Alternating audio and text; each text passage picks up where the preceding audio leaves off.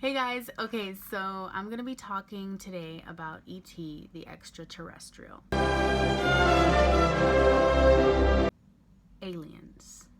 I remember I watched E.T. when I was younger, but I didn't really pay attention, honestly, and now that I had to watch it and analyze it with myth and ritual, I kind of got more out of it.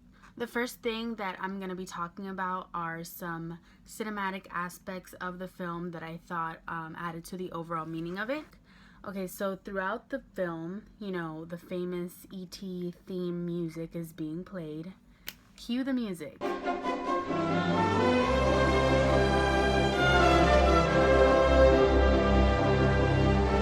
That's some good editing right there.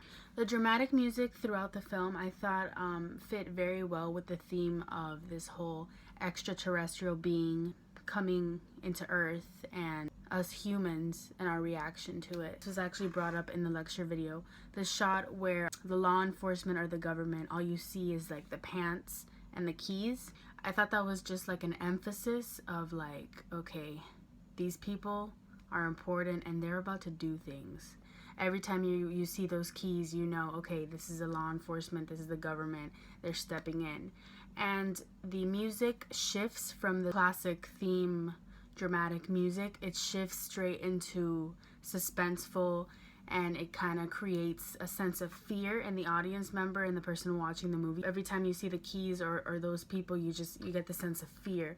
And I wanted to actually bring up the ride E.T. They make the police officers like the bad guy, and I felt the same vibe watching the movie. Like, you're watching this movie and you see like the police officers and the government, and immediately, the music shifts to the fearful, suspenseful music. So in my mind, I'm just thinking, okay, this is the bad guy. These people are the antagonists. They're gonna harm E.T. The next thing I wanted to kind of step into was Joseph Campbell's mythological hero's journey. I wanted to talk about how the hero in this movie, Elliot, he goes through this journey of finding E.T. and saving him, essentially helping him get back home. Although he's an innocent child, this helps him mature. I definitely saw the different stages of the hero's journey being played out in the film. Let me just highlight some.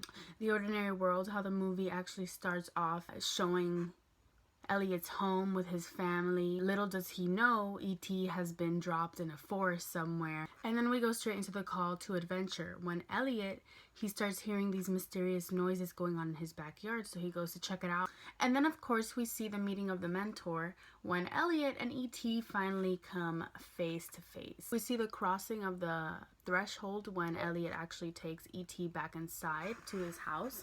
So all the other stages of the hero's journey are definitely played out throughout the film. I actually did some extra research about all the different steps, and the only one that I really didn't see is the refusal of the call. He wanted it to come back. He wanted to see what it was, and he was very interested. He was very drawn to it. I wanted to talk about something in the lecture video about how E.T. shows this Terra-centric view of extraterrestrials. The human perspective, us being, terrestrial beings, our view of extraterrestrials, our reaction to them, you know what I mean?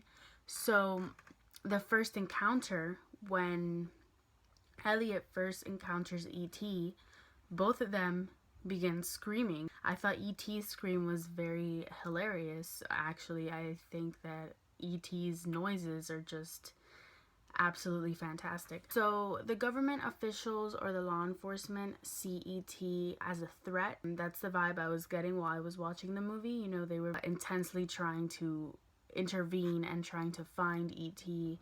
They even tapped in to listen into what other people were saying so they could essentially find the extraterrestrial. Elliot he's scared at first because he's never seen this kind of being before. He's awestruck. He doesn't even know what to call it. And not only Elliot, but everybody that encounters E.T., every human that encounters him in this film is just awestruck by him. Gertie and Michael, for example, were completely struck by this. Michael didn't scream, but Gertie definitely let out her screams. And then Elliot's mom, her reaction was complete like shock and fear when she saw this being. She immediately like felt the need to take her children away from it. And so then I wanted to go into the Numinous Experience, human beings experiencing the other or the sacred. I thought that definitely that was shown in this film,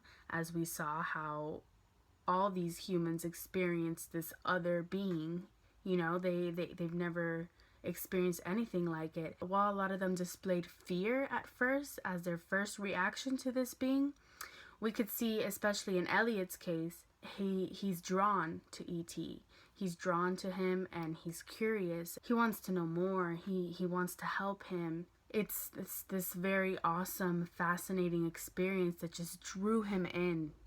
From the beginning, there was no rejection to E.T., you know? There was no refusal of the call. So magic, especially it being a fairy tale element in this film, is very big. E.T., he can revive plants, you know, him being a botanist and all.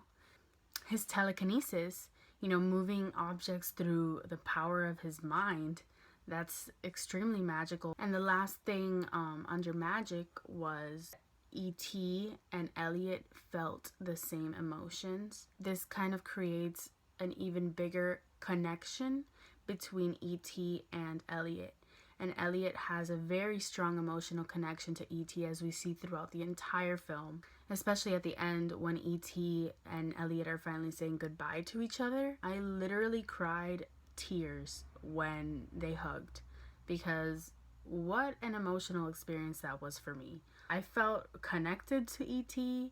I felt like I knew him, kind of want to find him in my backyard and adopt him. He does something that is a human ritual, hugging.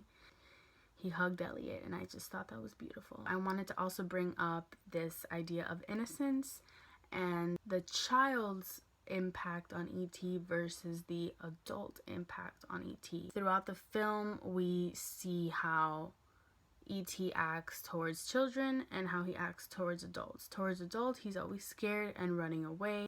Even when Elliot's mom comes in because she hears a noise, E.T. freezes with the stuffed animals and he acts like one of them. He's like... Throughout the film, we can see that the law enforcement or government is out to look for E.T. because they either see him as a threat or they want to study him and use him for science and lobotomy, as Elliot says. So they're not, you know, out there to help E.T. as the children are. Elliot and Michael and Gertie, they are trying to help E.T.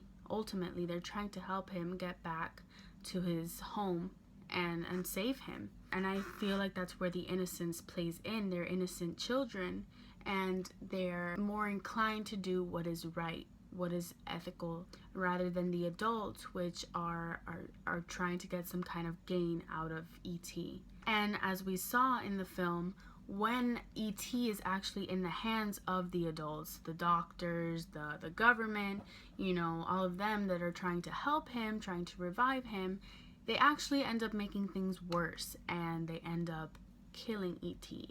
Nonviolence is something else I wanted to talk about. We were told to pay close attention to Elliot in his science class. Elliot, being the innocent child that he is, he ends up facing this ethical dilemma in science class where he sees the frog that they're going to use for dissections, and he actually set all of the frogs free. And I definitely saw this as symbolism, like kind of like a parallel to what he was doing with E.T. in saving him. He's saving the frogs from being used for science and experimenting on them, just as he saves E.T.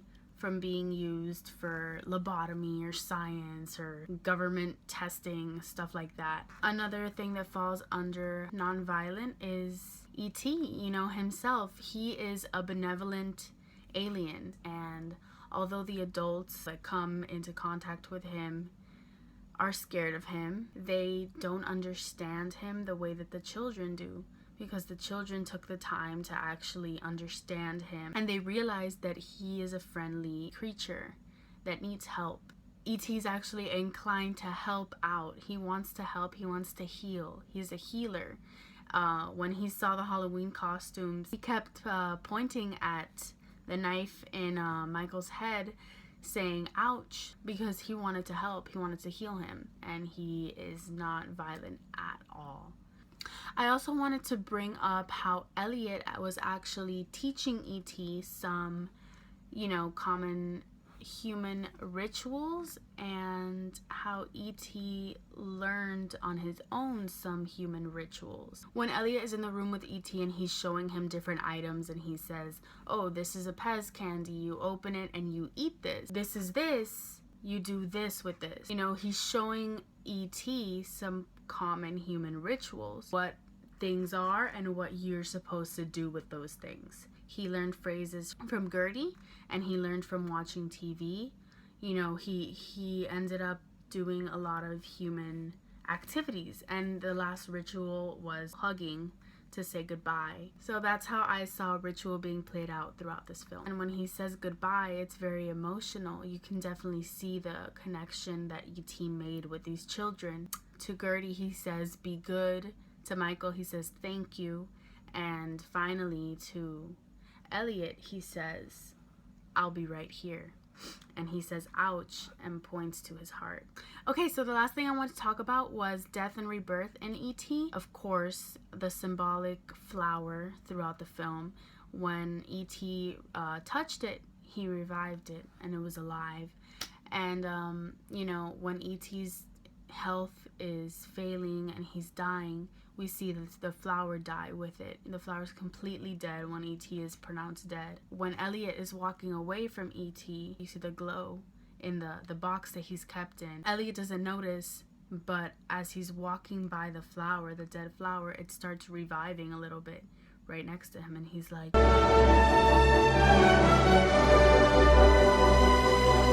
And he goes back and he sees that E.T. is alive, because he knows that if the flower is alive, that means E.T. is alive. The fact that when E.T. died, Elliot's health started coming back. So when their connection was cut off and they stopped feeling what each other were feeling, when he's talking to dead E.T., he even says, I don't know what to feel. I don't feel anything.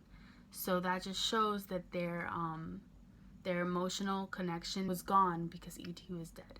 So that just shows how strong of a bond these two made. And so the last thing within this was this whole idea of a Eucatastrophe, transitioning from sorrow to joy. When E.T. dies, I was literally shedding tears. I haven't seen this movie in a long time, so I kind of forgot that he even dies. The fact that he died was just so sad. There was so much sorrow. When he revives, it goes from sorrow to intense joy, back to suspense, and then finally when he gets to go back home, everyone can kind of breathe because it's over, E.T. is saved, he can go back home now. And that's another Eucatastrophe moment, because it's very sad when he's saying goodbye to the children, but at the same time you can see the joy when the spaceship actually takes off. It leaves this rainbow mark behind. You can see the joy in Elliot's face. He feels like the hero that he is. So yeah, that's about it. That's what I have for E.T. the Extraterrestrial. That's it. That's all I have for this vlog. I really enjoyed this movie, and I look forward to watching all your vlogs and watching the next movies that are to come in this course.